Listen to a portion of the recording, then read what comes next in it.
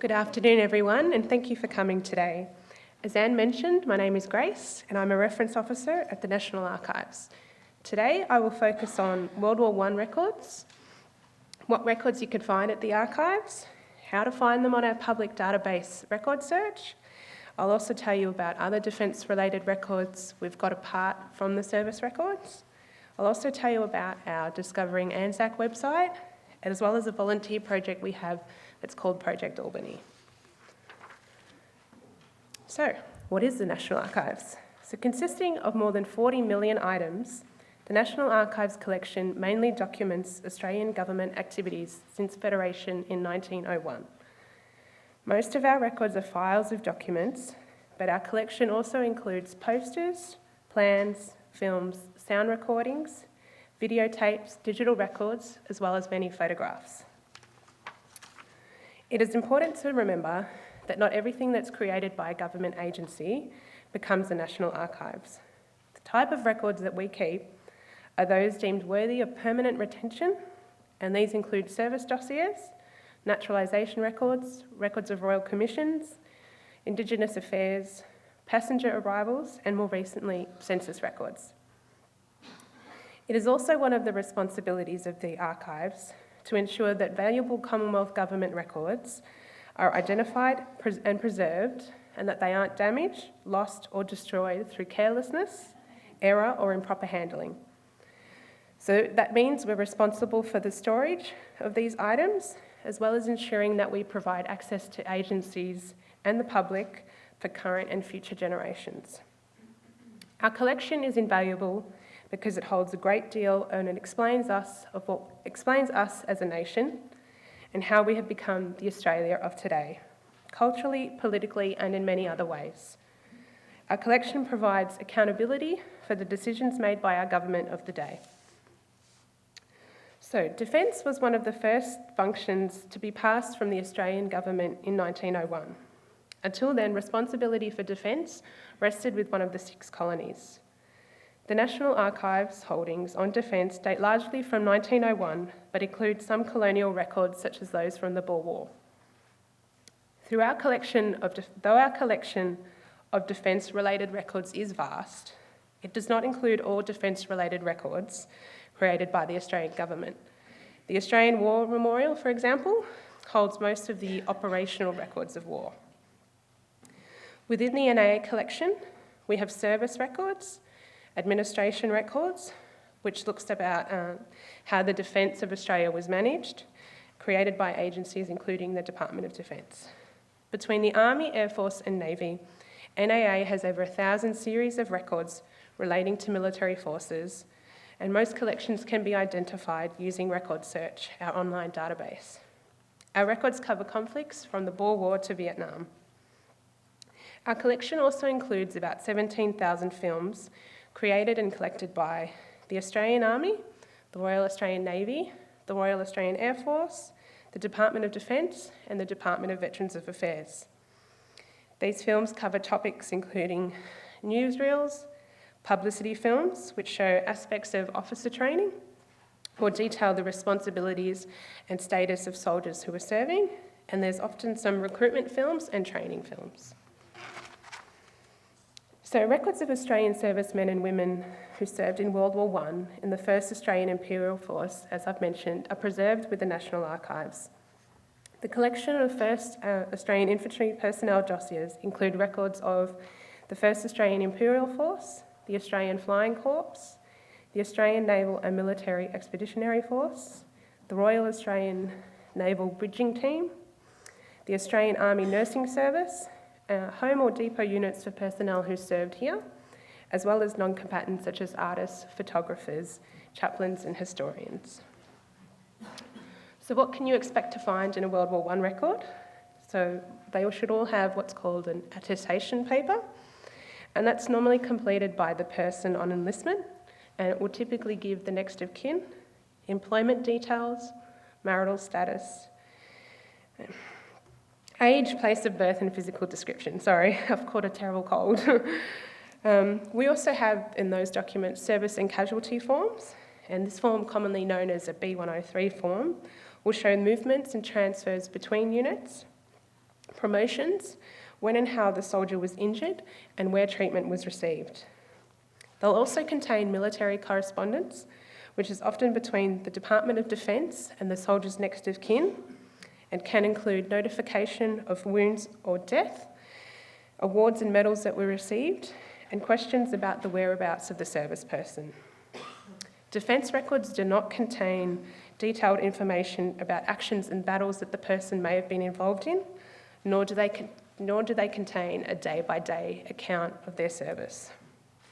And for World War I records, typically there are no photographs. We didn't really start seeing photographs of soldiers until the World War II records.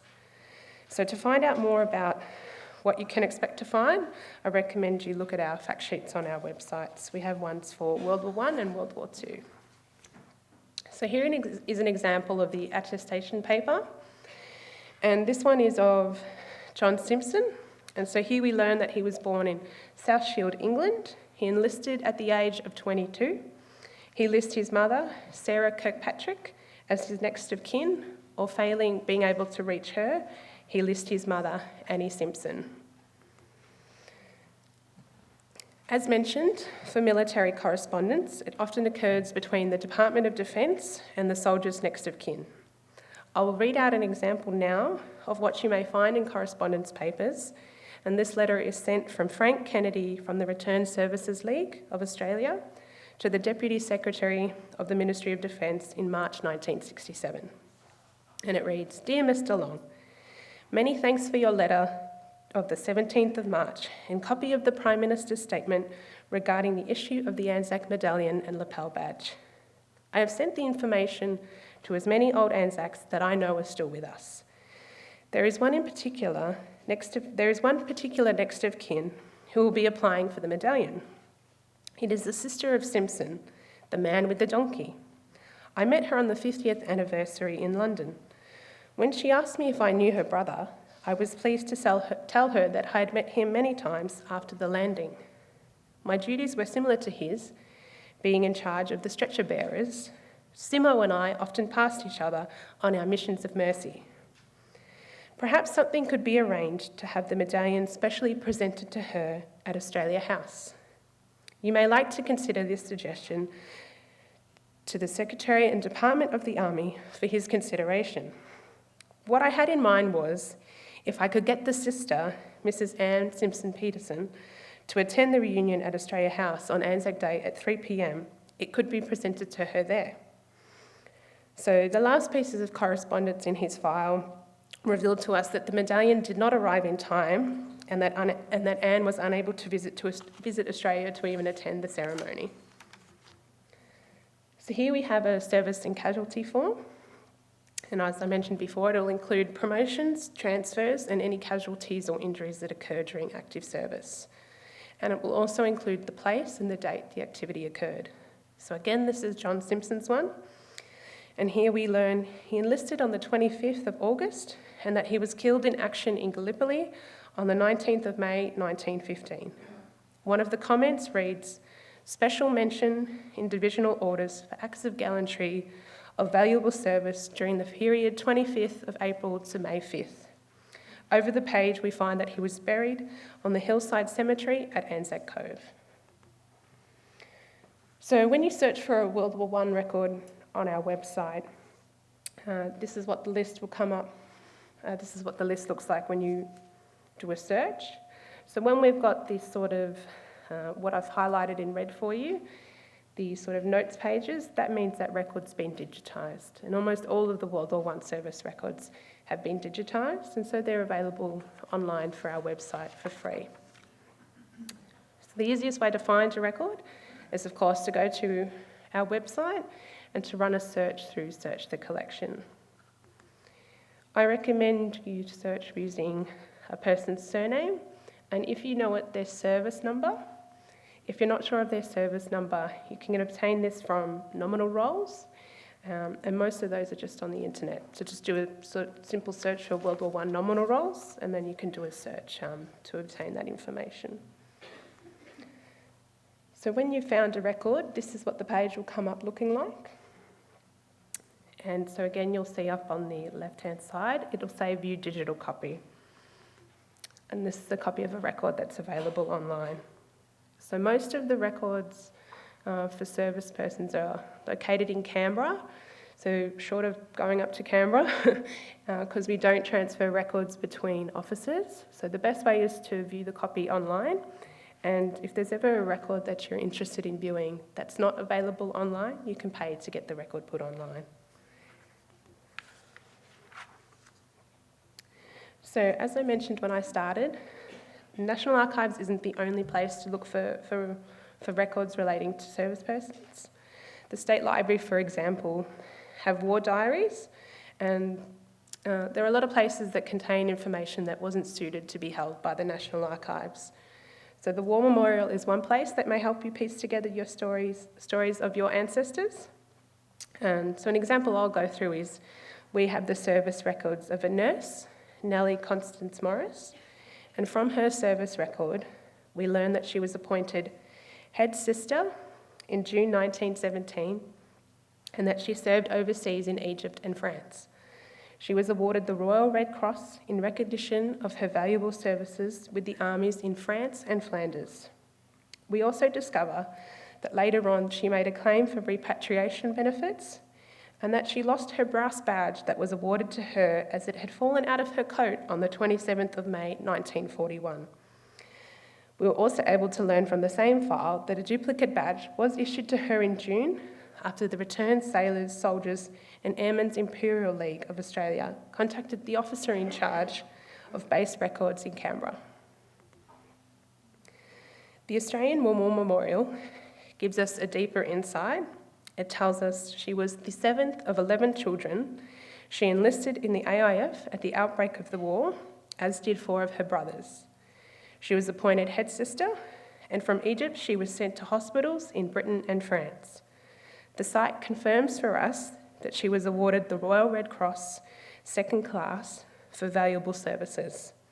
On her return to Australia after the war, Morris was involved for many years in the New South Wales Bush Nursing Association, specialising in midwifery and the care of infants.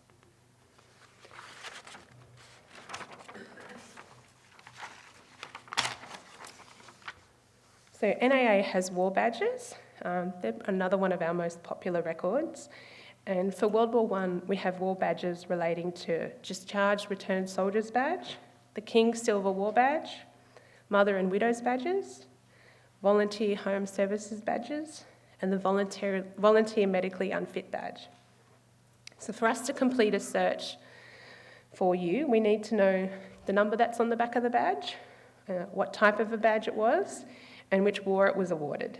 And depending on what type of badge it is, you can find out the name of the service person the medal was awarded to, the name of the recipient, so for the female relatives badge it would be if it was the mother or the wife, the address at the time the medal was awarded, the rank, service number, unit, and when it was issued. So unfortunately these records are not available online, and as they are big volumes, we can't copy them, but what we provide you with is a transcription of the entry as it appears in the record.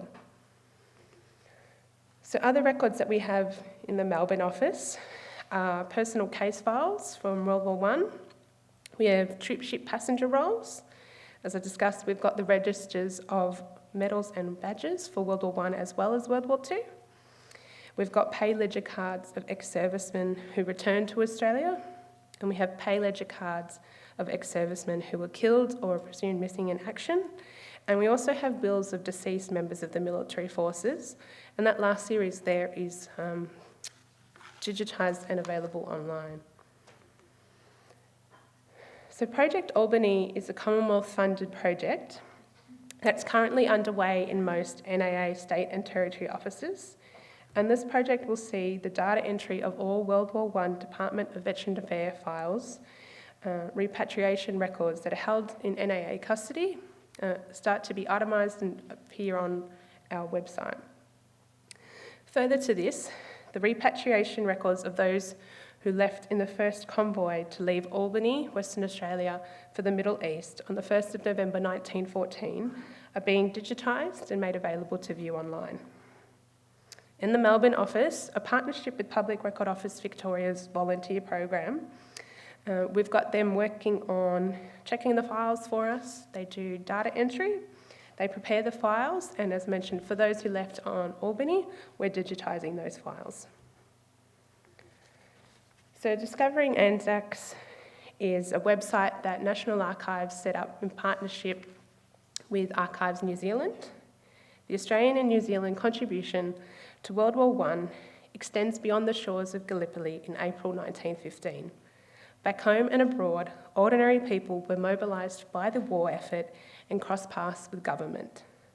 Discovering ANZACs provides a unique opportunity to create an extensive view of contributions to war. This website has unique profiles of ANZACs who enlisted in World War I, which, amongst other things, are linked to their service records. Users are able to browse the records by location, by a map, and they can explore events through interactive timelines. You can also contribute images, stories, and link connecting records. On the website, you can use the search function to explore a growing selection of government records about soldiers, munition workers, nurses, conscription, internment, wartime copyright and patents, defence correspondence, and more. You can also view the highlights to see what kinds of connections can be made and what types of records you may find. You can recreate the wartime journey of an individual on the front line or those who were left behind at home.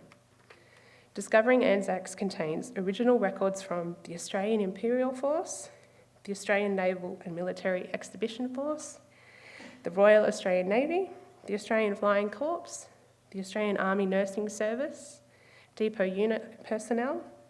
We've got official artists, photographers, war correspondents, and war historians such as C.E.W. Bean.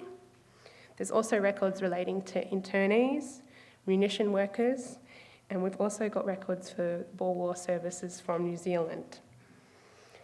Additionally, the website features files relating to the war experience both abroad and at home in Australia and in New Zealand. We've got selected copyright and design records. There's also selected correspondence from Departments of Defence and Security and Intelligence. There's correspondence from Australian wartime Governor-Generals.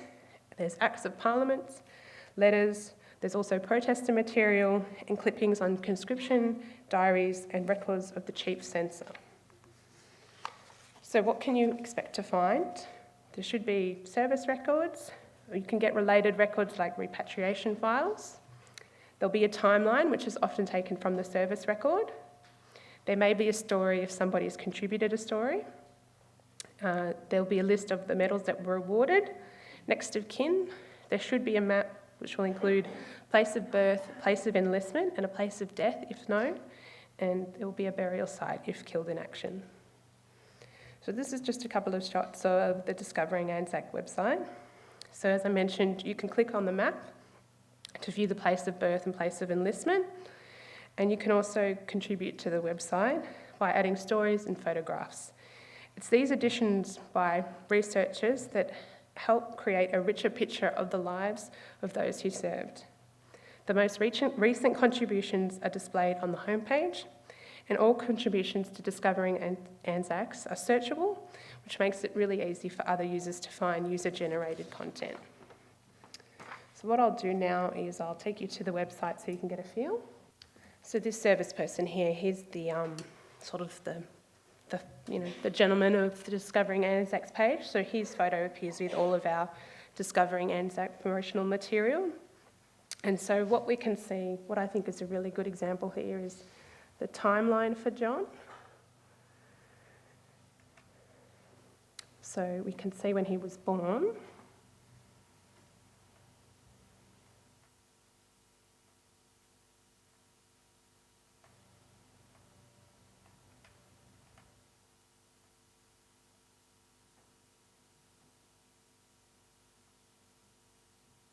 And then here we've got a bit of a history. So we'll see his date of enlistment, when he arrived in France, that he was promoted to captain, that he was admitted to hospital with influenza, and that he eventually returned home to Australia. So you can view it that way, or you can view it as a list, which might be a little bit easier to follow. I've got a couple more that I'll show you as well.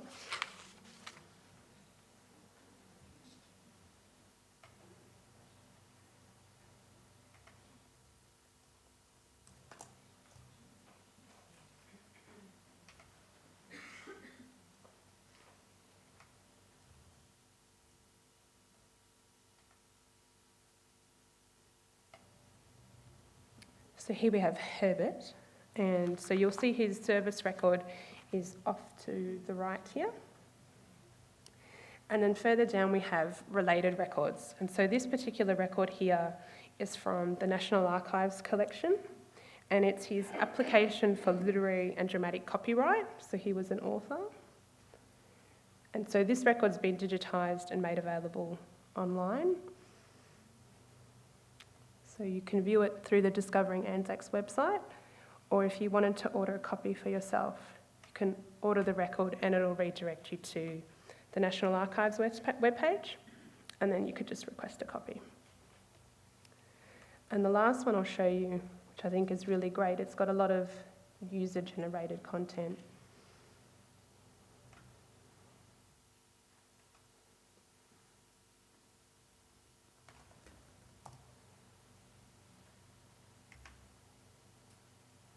So Rachel, as you can see, was a nurse. So again, we've got her service record off to the side. We've got her map and her timeline. I think her timeline might have been empty, but all that means is someone just hasn't had a chance to go in there and fill it out like we had for the first gentleman. But what we've got here is, so the first one, we've got a contribution from an NAA staff member. So we might have had an exhibition and someone's done some research on Rachel, and so we've been able to include that here. But we've got this big sort of section here that a user's contributed. And so we find out, you get a real sort of, this is where the story comes into it, and the service record sort of comes to life a little bit more.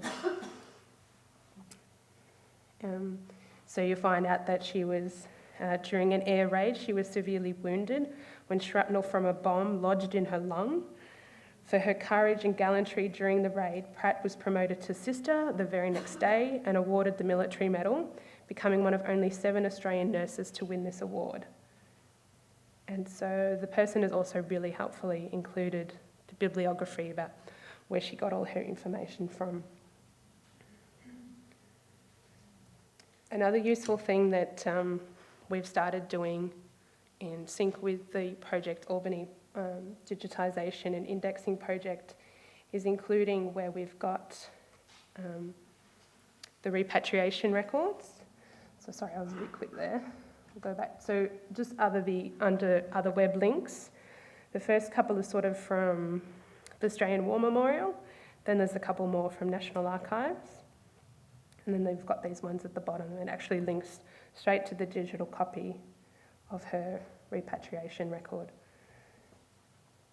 And those records are where we're finding a lot of information is coming from. Neil Smith will show you a bit more later on the repatriation records, but I know there's one example. I think someone's repat file was over 1,000 pages long.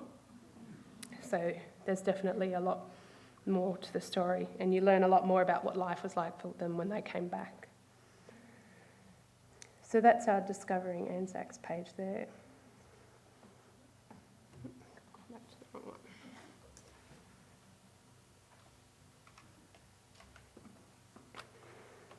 I included the pictures just in case it all failed. You never know with technology. So I'll also talk about, just to sort of cover all areas of service, what Navy service records the Archives has. So the Department of Defence assumed control of naval defence, again on Federation in 1901, and maintained Navy personnel records until the Navy Office was established in 1911. Most of our Navy records are held by our Canberra office, but if you sort of come into the Melbourne reading room or give us a call, we can certainly help you with the ordering and requesting of that record. So service cards were the main records that were maintained by the Navy about serving members from 1911 until about 1970.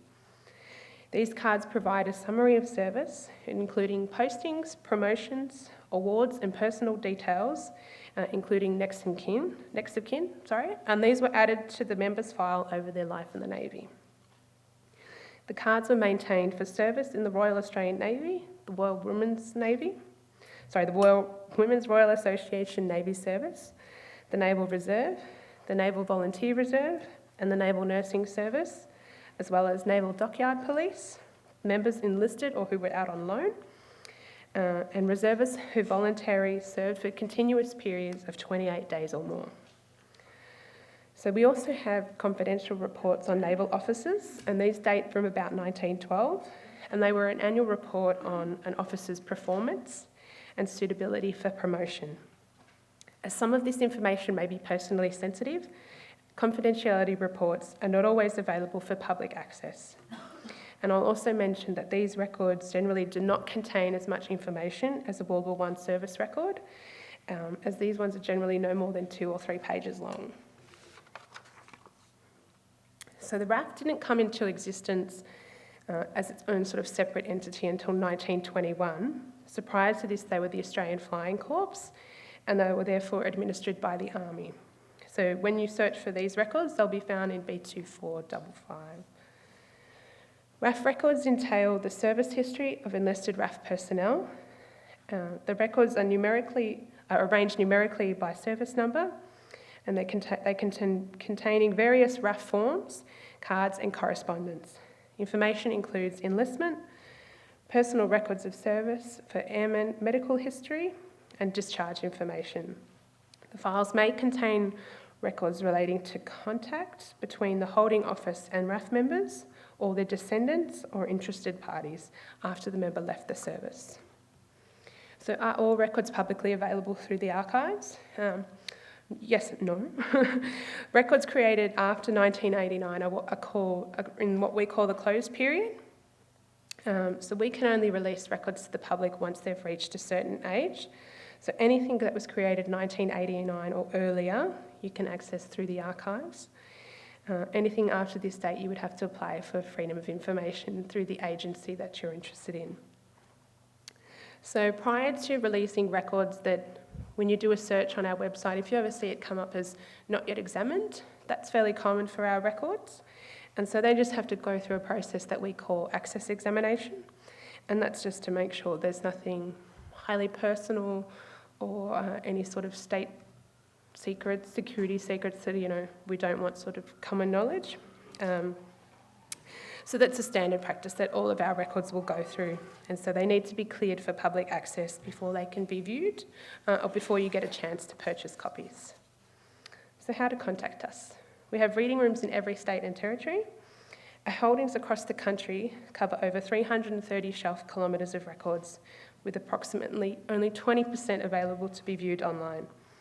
In Melbourne, we have 55 kilometres out at East Burwood and 5 kilometres in North Melbourne. So the best way to contact us is to either come and visit us in our reading room Wednesday to Friday between 10 and 4:30, or to contact us online through our website and ask us a question, or you can send us a letter, which people still do. And that's all. Thank you.